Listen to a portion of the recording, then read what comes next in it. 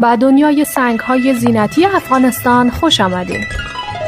لاجورد در دل صخره‌های خاموش هندوکش چون آبی ترین رؤیای زمین قرن‌هاست که رازهای آسمان را بر سنگ نگاشته است.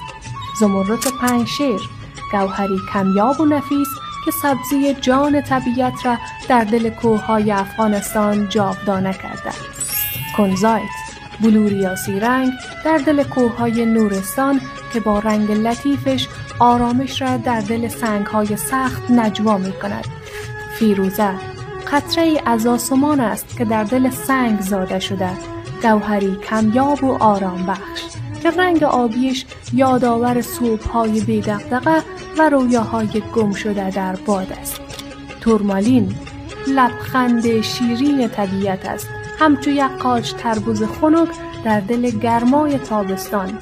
و اما یاقوت سرخ جگدالک، پادشاه سنگ‌های قیمتی افغانستان که با سرخی باشکوهش چون شعله آتش در دل سنگ می درخشد. یاقوت سرخ نه فقط زیور جواهرات بلکه نشان عشق، قدرت و جاودانگی در فرهنگ افغانستان است.